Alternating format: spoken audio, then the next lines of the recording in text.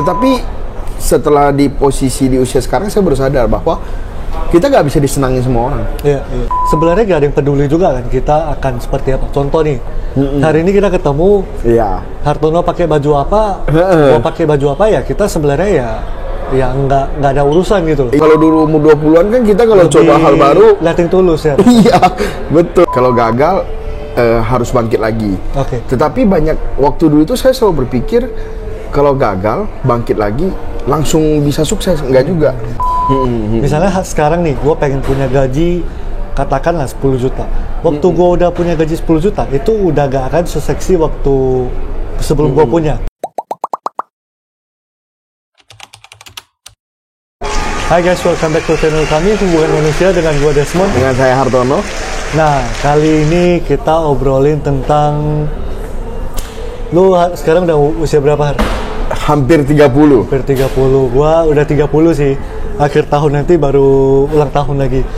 Jadi kita akan share tentang judulnya mungkin ya 30 tahun hidup di dunia ini. Betul. Jadi apa aja yang kita alami, apa yang mungkin advice yang kita rasa berguna selama kita hidup selama 30 tahun, kita pengen share ke teman-teman semua.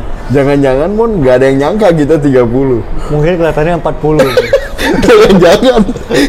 Kita ngomong 30 pada nggak percaya. Percayalah. Kalau di komen nggak percaya, nanti kita kasih foto KTP kita. Foto. Ya.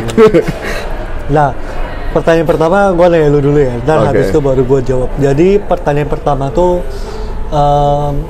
jadi selama mungkin gue rasa 20 ke atas lah ya, kita baru lebih mikir, lebih dewasa. Kalau sebelumnya mungkin ya masih hahaha lah kebanyakan.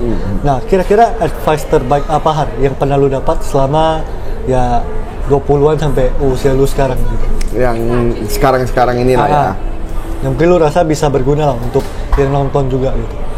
Sebenarnya advice terbaik itu belajar untuk murah hati.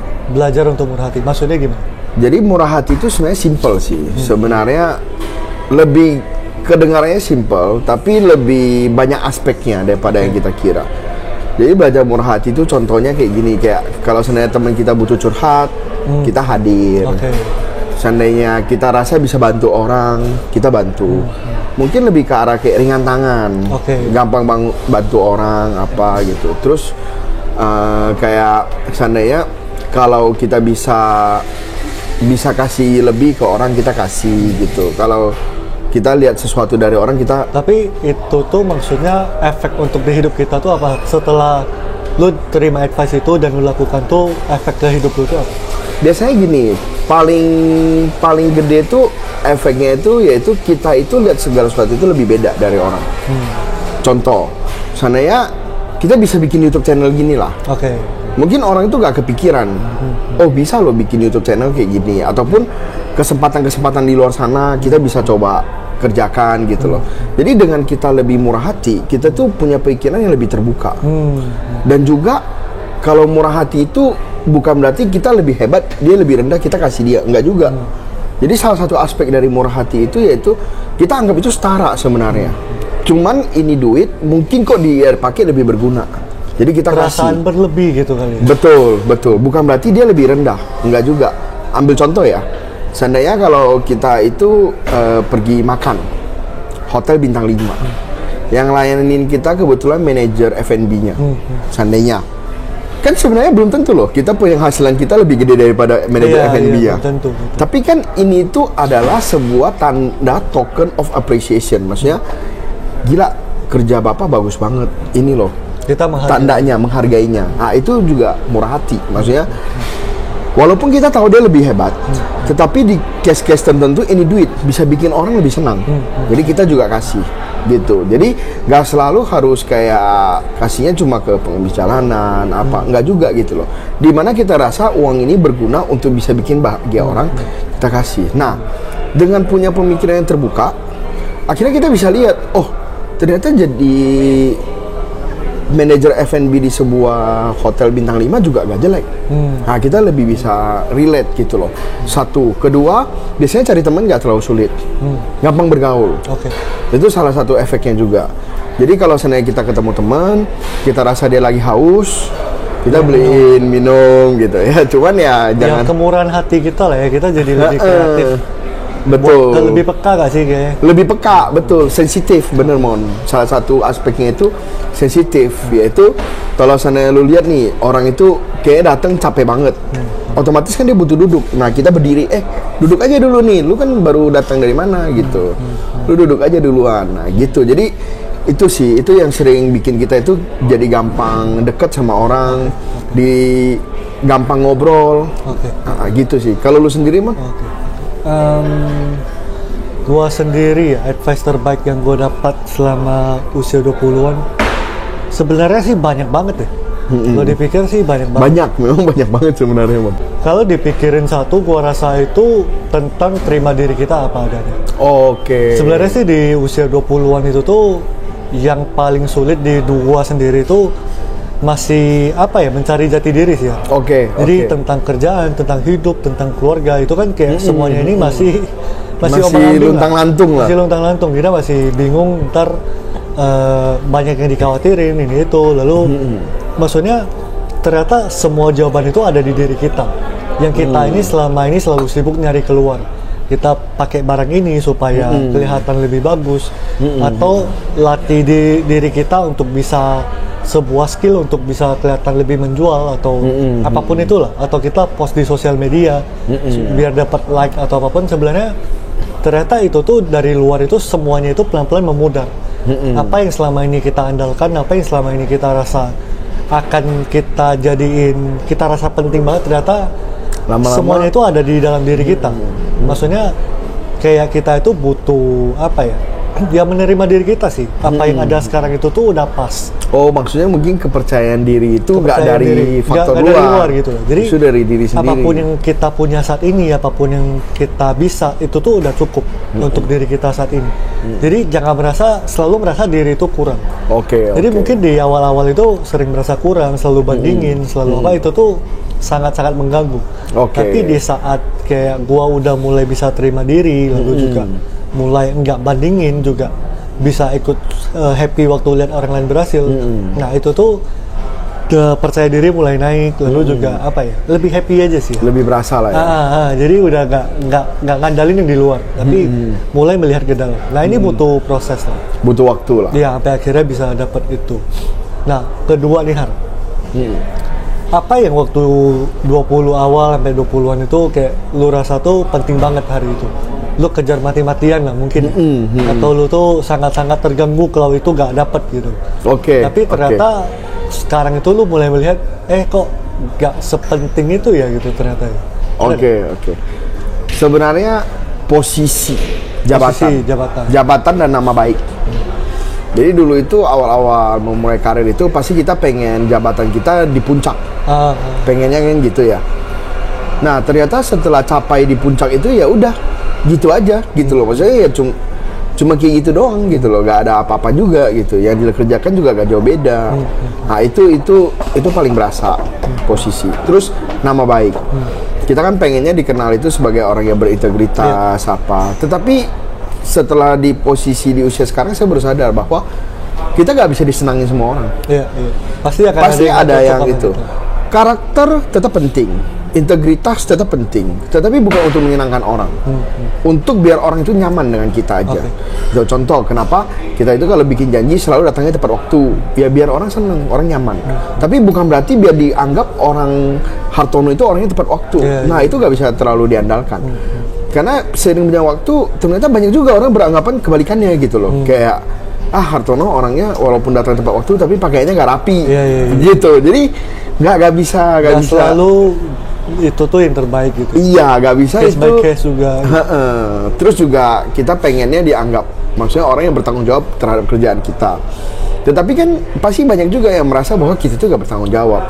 Kita itu kurang bagus kerjaannya apa. Itu sesuatu yang udah gak bisa dihindari. Kayak di mata tiap orang itu tuh hasilnya akan beda.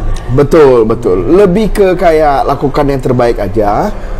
Intinya nanti orang melihatnya gimana ya udah. Paling kalau seandainya ada orang yang konfrontasi ke kita ya kita klarifikasi. Itu doang sih. Kalau lu sendiri Man? Apa yang waktu 20-an gua rasa penting banget sekarang prestasi. Iya, ya prestasi. harus kayak ya harus menghasilkan lah, kayak harus hebat gitu. Juara 1, Harus juara gitu loh, harus ada nama. Iya, harus ada nama di kantor tuh, harus jangan biasa-biasa aja gitu. Iya, kalau biasa-biasa iya. aja tuh kesannya gagal gitu. Betul, Lalu betul. apa ya? Apa kata orang itu juga cukup kayak Cukup mengganggu. jadi fokus sih. Maksudnya jadi perhatian juga. Ntar dianggap ini gak ya? Ntar dianggap salah gak ya gitu. Ntar ngomong gini, si ini ngomongnya gitu gak ya? Atau apapun lah. Jadi kayak intinya itu banyak hal-hal yang gua ngandalinnya yang hal-hal di luar itu loh. Yang tadi kita cerita kayak ngomongan orang, lalu juga prestasi segala macam. Maksudnya itu semua bukannya berarti kita nggak peduli, tapi kalau kita terlalu attach dengan itu, terlalu terikat dengan itu tuh akan sangat-sangat mengganggu hidup kita. Iya. Yang sebenarnya juga waktu ke waktu tuh akan memudar. Betul, Karena betul. sebenarnya gak ada yang peduli juga kan kita akan seperti apa. Contoh nih, hari ini kita ketemu, Iya. Hartono pakai baju apa, gua pakai baju apa, ya kita sebenarnya ya nggak ada urusan gitu loh. Iya, Gua maksudnya nggak mikirin kita lah. lupa Gua gitu juga nggak loh. mikirin Hartono itu hari ini pakai baju apa ya. Ya, wah kok bajunya kayak gitu sih. Kayak, ya, walaupun misalnya dia pakai baju aneh banget, gua juga paling Ya udah. baju lu kok gitu, ya udah Kayak selesai. gitu doang gitu. Maksudnya nggak ada orang yang bener-bener Peduli selain banget diri kita. gitu loh. Diri kita dong yang berpikir, orang akan berpikir seperti itu guys. Kurang lebih seperti itu sih. Jadi waktu 20-an ya, gua rasa itu tuh Paling penting berasa. gitu. Tapi sebenarnya semakin dewasa, semakin bertambah usia, ternyata ya gak seperti yang gua pikirkan gitu. Betul, betul. Nah, ketiga nih Han, masalah terbesar yang lu hadapin di usia ya mungkin mendekati 30 atau 30 saat ini. Mulai berkeluarga ya. Maksudnya mulai berkeluarga kan pasti tanggungan itu banyak, Iya. biaya banyak gitu. Terus hidup mandiri, butuh uang lah pasti. Maksudnya butuh sebuah penghasilan tambahan. Belum lagi kita kan juga punya semacam apa namanya itu idealisme pribadi. Iya, iya, iya. Maksudnya mungkin buat orang berapa puluh juta cukup. Ya kan, tapi kan orang-orang beda-beda ya. Maksudnya ada orang yang idealismenya jauh di atas itu gitu loh. Jadi maksudnya untuk mempunyai kualitas hidup yang baik ya. Jadi ya struggle-nya pasti di sekitar sana sih. Dan juga kayak memulai hal baru juga, bisnis yang baru gitu. Karena kalau misalnya satu doang bisnisnya kan kurang memuaskan. Maksudnya pengen lebih lah. Oke, Pengen lebih, pengen explore lagi Pengen gitu. coba hal baru. Pengen coba hal baru. Tapi kan gak seperti dulu. Kalau dulu umur 20-an kan kita kalau coba hal baru Liatin tulus ya. iya, betul. Kalau sekarang tuh kita juga udah lebih dikenal. Kalau seandainya ada yang bermasalah juga kita lebih gak enakan, lebih hati-hati. Kalau kayak dulu kayak kita sekolah lah, dapat nilai jelek ya udah remedial Bodo aja, amat gitu loh kan. Bodoh amat gitu. Kalau sekarang kan udah gak bisa. Kalau bisnis kita gagal, berapa ratus juta miliaran yang Risikonya, habis, ya, risikonya gede gitu. Itu sih, itu yang. Kalau lu sendiri Mon? Masalah terbesar yang gue hadapin sekarang, sebenarnya kurang lebih sama lah ya. Maksudnya gimana berpikir untuk kembangin karir juga lagi, lalu juga pengembangan dalam diri juga. Lalu sebenarnya kalau urusan keluarga, urusan hubungan sih so far sih cukup baik ya. Maksudnya nggak terlalu mengganggu masalah. gimana sih. Lebih ke soal mungkin gimana berpikir untuk kedepannya juga sih. Kedepan gimana bisa lebih mungkin apa yang bisa gue kembangin lagi, apa yang bisa gue kerjain lagi. Tapi itu sih nggak sampai masalah besar kayak gimana. Cuma maksudnya kalau yang ada muncul sih saat ini tuh. Ya, itu yang berasa lah. Ya. Nah, kita masuk ke pertanyaan terakhir. Nah, Oke. Kalau saat ini nih, mungkin yang nonton juga ada teman-teman yang usia 20-an yang ngalamin dulu yang apa kita ngalamin. Jadi sekarang mereka lagi hadapin itu. Kira-kira lu ada advice apa nih? Mungkin satu advice ya, yaitu jangan berpikir kalau gagal itu udah selesai semuanya. Kalau gagal harus bangkit lagi. Oke. Tetapi banyak waktu dulu itu saya selalu berpikir kalau gagal bangkit lagi langsung bisa sukses, enggak juga. Harus balas dendam gitu. Harus balas dendam Harus gitu berhasil. loh. Harus berhasil, tapi enggak juga. Bahkan di saat-saat terburuk itu mungkin gagal, kita juga bisa langsung bangkit, butuh proses. Tapi yang penting kita nggak nyerah. Iya. Yaitu kita kalau seandainya jatuh nih, ya kita butuh berdiri dulu, butuh kalau bisa kita lari gitu loh. Tapi kan nggak bisa langsung lari. Bisanya Step by berdiri step, dulu, jalan dulu, baru lari gitu. Nah waktu dulu itu saya selalu merasa gitu. Dan itu satu. Kedua, sukses itu nggak instan. Sukses itu pasti lu ada gagalnya. Dan walaupun lu rasa ini udah kesuksesan tertinggi lu, ya lu bisa gagal lagi gitu. Jadi harus lu punya keterampilan itu, yaitu bangkit dari kegagalan. Itu sih. Kalau lu sendiri Mon? Menurut gua invest dalam diri kita. Jadi waktu dulu itu sebenarnya banyak banget hal yang gua andalin dari luar. Contoh seperti yang gua cerita tadi ya, misal harus penampilan harus kayak seperti apa, lalu harus dianggap orang, harus berhasil, harus apapun itu. Sebenarnya kalau hal-hal yang kita andalin yang di luar itu sebenarnya itu pelan-pelan akan memudar. Misalnya sekarang nih gua pengen punya gaji katakanlah 10 juta. Waktu gua udah punya gaji 10 juta, itu udah gak akan seseksi waktu sebelum gua punya. Begitu juga kelipatan berikutnya. Misal waktu kita pengen punya duit 1M pertama gitu. Waktu udah punya itu feelnya akan berbeda sama sebelum lu punya. Nah jadi sebenarnya yang paling penting itu dalam diri kita. Dan diri kita ini selalu punya apa ya? Kayak lu tuh mantap dalam diri, tapi mantap dalam diri ini lu butuh proses, lu butuh jatuh bangun yang akhirnya pelan-pelan lu tuh dalam diri itu udah yakin lah sama diri lu. Jadi lu gak lagi mencari di luar, tapi ya itu semua akan apa ya, ups and down terus lah ya. Iya, gak instan. Gak instan sih. Pasti kita ada lewatin juga banyak hal gitu. Itu sih. Nah, lu ada tambah lagi gak kira-kira? Udah sih itu aja Mon. Itu aja lah ya. Iya. Nah, oke teman-teman. Jadi ini mungkin sekilas lah ya dari sedikit pengalaman dari kita berdua tentang apa yang kita alamin mungkin sekitar usia 20-an sampai sekarang kita masuk usia 30. Gak mudah, tapi juga kalau di flashback banyak pengalaman yang apa ya, membangun juga apa ya, pengalaman yang bikin kita makin baik di saat ini. Iya. Jadi semoga apapun yang teman-teman sedang hadapi bisa juga teman-teman hadapi dengan baik. Oke, itu aja dari kita. Jangan lupa di komen kalau ada pertanyaan ataupun pengen berbagi apa. Lalu juga jangan lupa di like dan di subscribe. Oke, sampai ketemu di video berikut. Thank you.